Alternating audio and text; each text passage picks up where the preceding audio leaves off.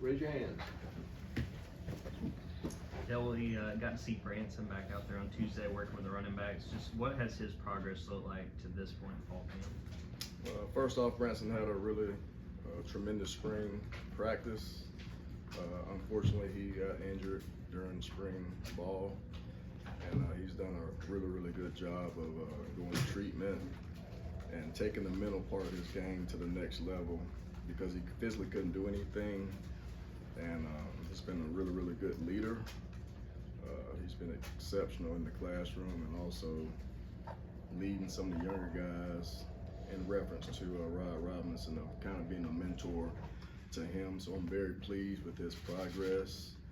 It's really exciting to see him back on the field, starting to move around a little bit, and the way we structure practice and have our walkthroughs, we're able to get almost close to full speed reps without all the banging and clanging. So it's very good to see Branson back on the football field.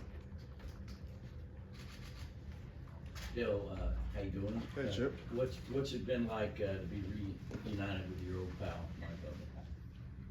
Mike? Mike's a tremendous coach. Really not reunited. He was here last year, and he was a sponge under Coach Monken, and he's going to do a tremendous job for us. I think the way we're geared and structured under Coach Smart, we didn't change a lot from a philosophical standpoint. We're still status quo on what we're going to do. Our kids didn't have a lot of learning. Coach Bobo's definitely going to implement his style. He'll have his way of doing things and calling plays, but in turn, we'll still find out who the best players are, put those guys in the best position. We'll still do a lot of things that we've done over the last 3 years under Coach Monken, and I look forward to working with Bobo moving forward. Another interesting point is we're still going to have input as coaches. We kind of deviate a lot of things up on the staff, and we all present our ideas to Coach Bobo, and he will take what he likes and he'll tell us what he doesn't like, and he'll be in charge of calling those plays on game day. Coach, you guys have kind of been banged up even back in the spring. I'm curious, as a coach of your position group, how do you make sure there's no drop off from one guy to the other, and how do you make sure the next guy up's prepared? Good question. I always got to make sure the next guy's ready. So the expectation is prepare everyone like they're a starter. And just like I spoke earlier about the way we practice, we have two balls on two different fields to maximize reps. So the bottom half of our roster is always getting developed, and they're able to see the mistakes that they're making, or if they're doing things the correct way. And we're able to define roles. We're able to decide who's going to be the starter based on how they're doing during practice. But right now with the injured guys, we're just really trying to win the moment right now and not worry about the outcome or looking forward. So we're going to be where our feet are and just really concentrate on our day-to-day and not look past the day that we have in front of us. Yeah, with Kendall Milton, we saw him at practice the other day. Just how is he doing physically? And for a guy that has had so many injuries through his career, how do you as a coach keep his spirits up when may have another one? It seems right at the start of camp. He's dealt with injuries, so keeping his spirit up is not very hard. He understands it's a physical game, just like we all do. Injuries are going to occur, and the biggest thing for Kendall is he remains a leader for us, and he's a leader in that room. And he still has a great voice and influence on our room and other players on the team. So I don't see his spirits being down. He doesn't really second guess anything. It's just unfortunate that he's had injuries since he's been here, and it's, no one's trying to get hurt or want to be hurt as a player. As a competitor, which he is, he wants to be out with his teammates, doing everything he can. But I will say, while he's rehabbing, he's maximizing those opportunities. He's going 3 times a day. He has outside things he does as well, as far as yoga and some other massage therapists that comes in. We're just happy we got him on our team, and he's battling through fine. Two-parter quick. Kirby talked last week about Cash Jones and his development. What have you seen from him, and Have you gotten a chance to reach out to Sony after he, hung it up last week with Card? Yes, first question with Cash. Really glad we have him. He was part of our strongest guys on the team, pound for pound, which speaks a lot for him with his size. He's definitely,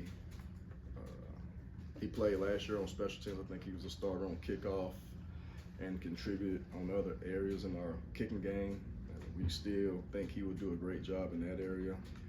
Cash catches the ball well out of the backfield. He's somewhat of a matchup problem for linebackers, very similar to James Cook, Kenny McIntosh, who have served in those roles.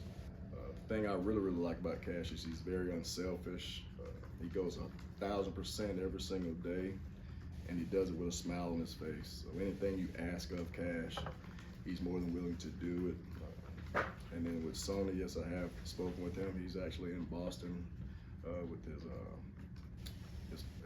wife and seeing his in-laws right now. He's in good spirits. He knows the direction he wants to go in life, and he had a tremendous career, and he still has an influence on this program and the standard that was set for the running backs that our kids still admire and look up to him. Kelly, you mentioned Cash out of the backfield as a pass catcher. How are your other running backs in that aspect of their games?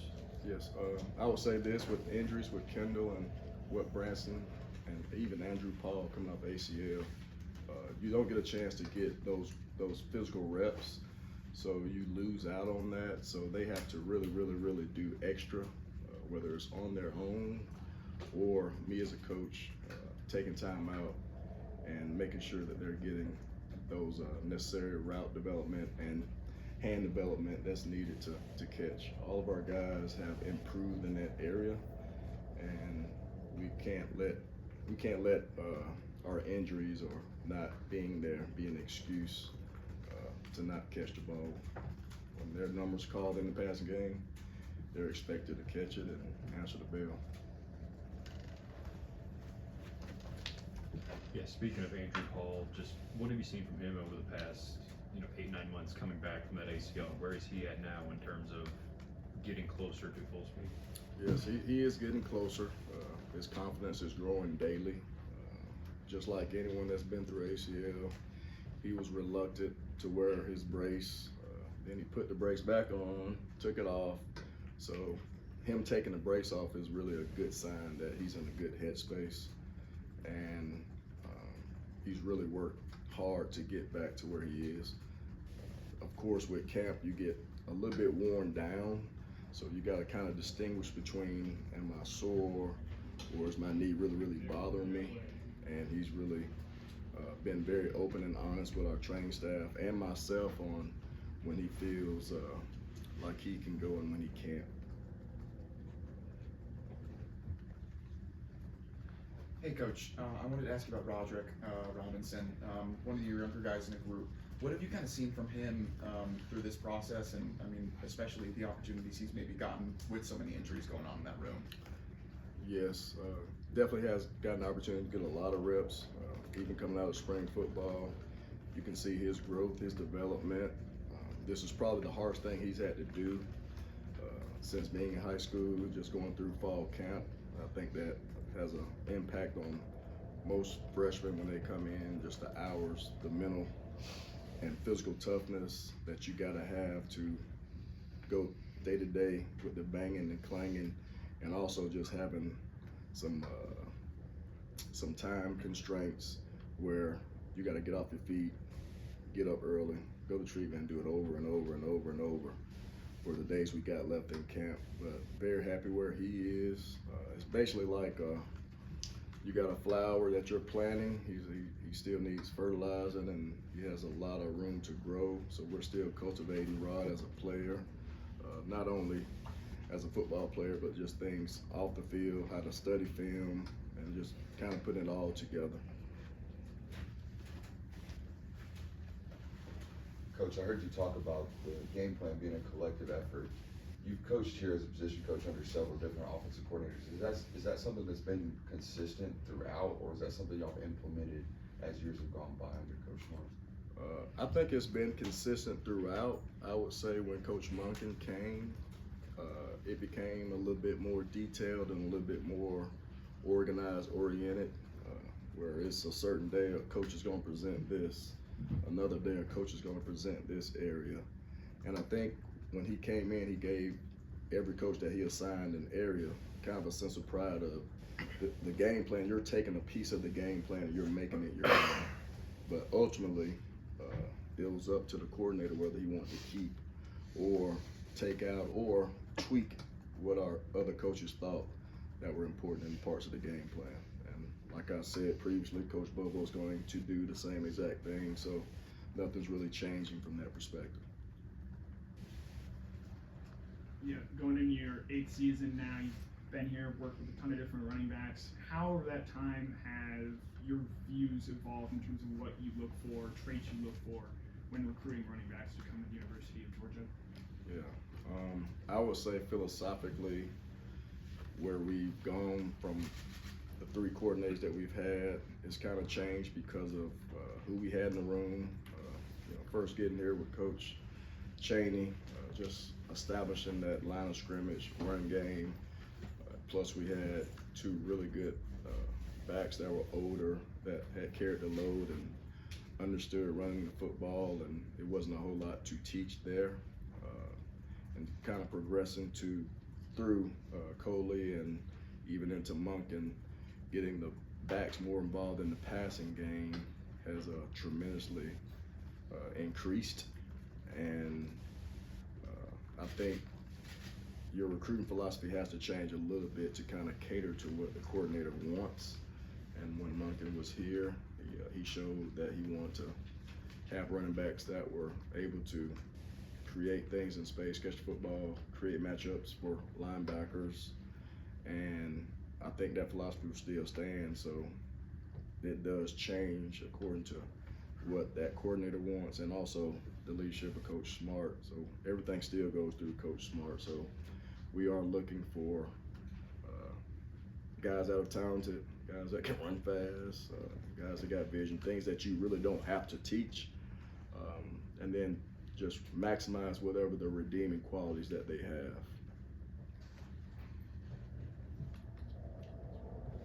Coach, I know you can't talk specifically about recruits, but you do have 3 committed in this class. How do you sell 3 top running backs to all come in the same recruiting class? I would say that they see the room. We have 2 seniors in Kendall Milton and Dejon Edwards that are leaving the program. We have Andrew Paul who's come off an injury. It still takes time for running backs to get their legs up under them. They also saw the fact that Branson was dealing with an injury, and we still hadn't got to our allotted number of 6 running backs. So we've been under our allotted number. We're basically just getting to 6. And I really don't, it wasn't really a sale. Like I've said previously, running backs have all flourished here at the University of Georgia, and that's the expectation. They want to be a part of that, and just being competitive, having the chance to better themselves as men, and just the influence of me being in their life, I think plays a big part of that. Where do the running backs stand at this point in fall camp in comparison to the last couple of years? We're still a work in progress right now because of the injuries. A lot of guys have had to take a bigger load. Speaking of Dejon Edwards and Cash Jones, even our walk-on Savon Clark, his workload has increased due to our injuries. But at the same token, it's my job to prepare who's ever available, who's ever healthy, to perform at a high level. And we're just really concentrating on each day, each moment, winning those small moments without looking into the future, looking at future outcomes. Is basically, how do I get better daily? What specifically is Kendall dealing with? And when you look at the running back room as it stands right now, just how confident are you with what you've got when you include the injuries? I'm very confident. I think we have the right guys. They have the right mindset. they're working their butts off. They do extra for us film study. They're really connected as a group, and our offense won't live and die by our running backs. We got really good players all over the football field. So I think our running back room will be by committee. Whoever has the hot hand will earn those touches, and we'll spread the ball out and find out who needs to touch the ball as the game goes on.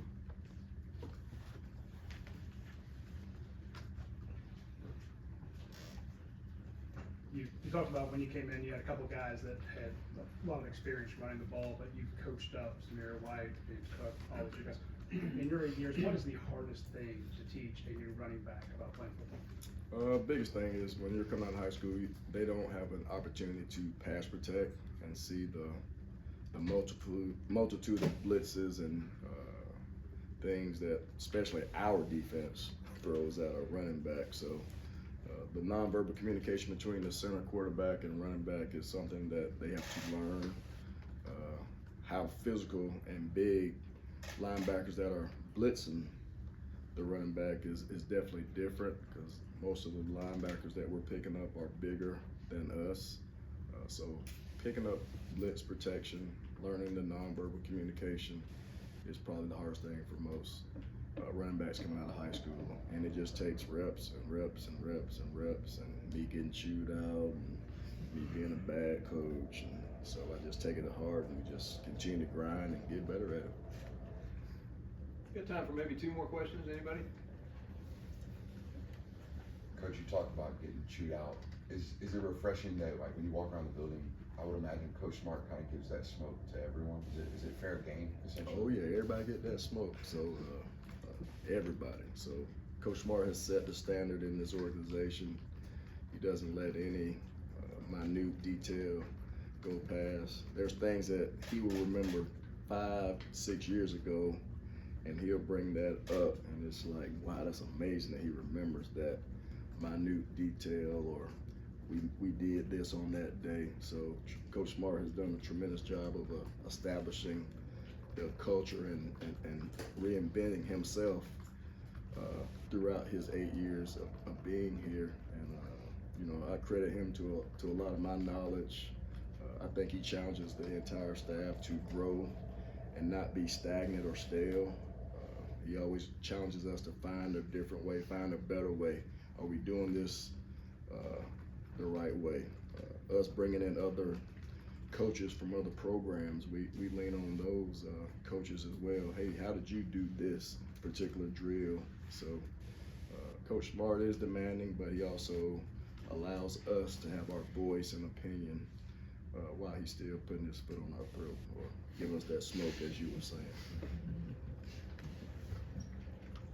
Coach, obviously you have a lot of experience recruiting here, and now your son is entering his senior year and going on visits, stuff like that. What's it like to be a part of that process for him, and how much of it is dad telling him what to do, and how much of it is Austin letting you do? Yeah, well, I try to be a dad and not a coach. Very hard to do. The thing about my son, I would say, is he really embraces that. He comes around our facility as much as possible, and our student athletes that are here are tremendous role models to him, and he really enjoys his time with them, and he sits in meetings, and so he sees how things are supposed to be. Unfortunately, he's not going in a school that has all the resources, bells and whistles that we have. So the biggest thing he needs to understand is work, be who he is, and take what he's learned from watching guys here and develop himself and develop into the best human being he can be.